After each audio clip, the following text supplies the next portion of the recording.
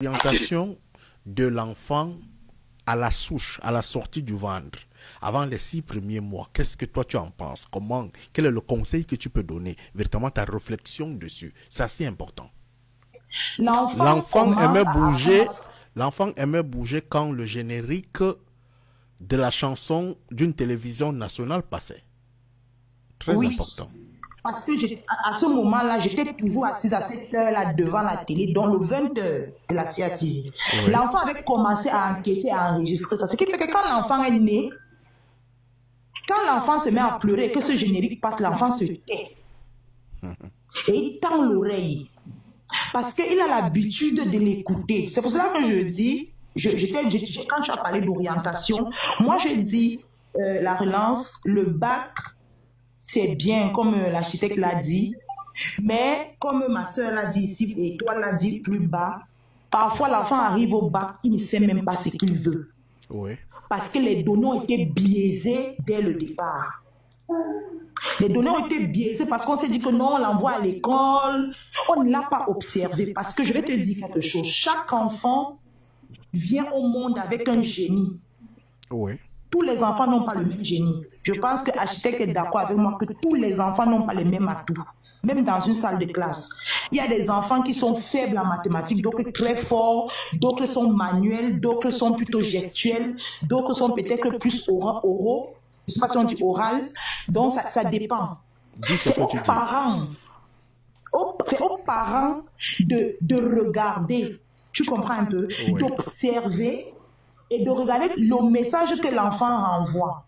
Parce que la vérité, c'est que l'enfant, même étant bébé, a un langage.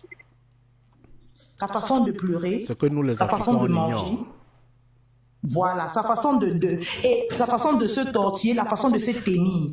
Et je ne vais pas te mentir que oui, nous, l'Afrique d'aujourd'hui, nous souffrons de ça. Nous souffrons de ça parce que nous-mêmes, nous voulons seulement copier et venir coller ici. Oui. Du coup, notre système éducatif n'est même pas adapté à nos réalités. Non, laisse le système éducatif là-bas. Restons d'abord à la couche. On va évoluer là-bas. C'est-à-dire que parle-nous encore de l'enfant qui vient de naître là. C'est-à-dire que c'est celui-là d'abord, avant qu'on avance.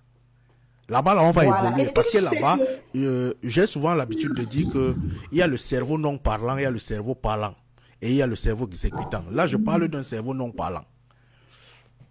On continue. Est-ce que tu sais que la relance, oui. Est-ce que tu sais que quand l'enfant sort du ventre, il a ce qu'on appelle le réflexe de la marche automatique et de la succion? Oui.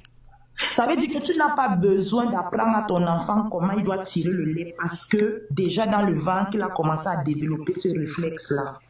Et tu penses qu'un être qui commence à développer un réflexe à partir du sein maternel, c'est vraiment un enfant? Non, c'est un esprit.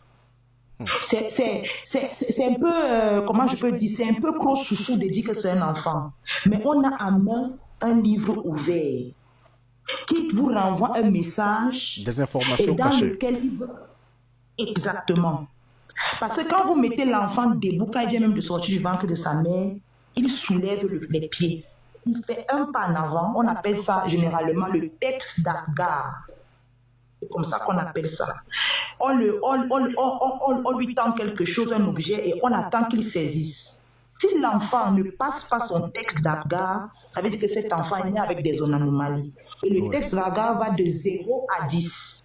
Si vous avez un bébé qui fait un test d'Apgar qui est 10 sur 10, sachez que vous avez un enfant qui est vraiment, comme on dit, qui est vraiment au top. Vous comprenez un peu, non? Bon, maintenant que vous savez ça en tant que parent, qu'est-ce que vous faites? Vous devez observer l'enfant. Parce que je vais te dire, quand l'enfant sort, quand l'enfant naît, il naît avec l'autorité. Ça veut dire que quand il arrive à la maison, il faut imposer sa loi. Il te reste 30 secondes. Moi, je pleure. Et moi, je pleure. Ouais. Je m'en fous si ça vous plaît ou pas. Je pleure. Et quand le parent le laisse pleurer, il prend le contrôle. Tu as compris. Maintenant, c'est aux parents de lui dire que, mon ami, à l'heure, si on ne pleure pas, maintenant, il faut manger, maintenant, il faut faire popo, maintenant, c'est aux parents de canaliser ça, d'enseigner, en fait, d'orienter, en fait, cet esprit-là.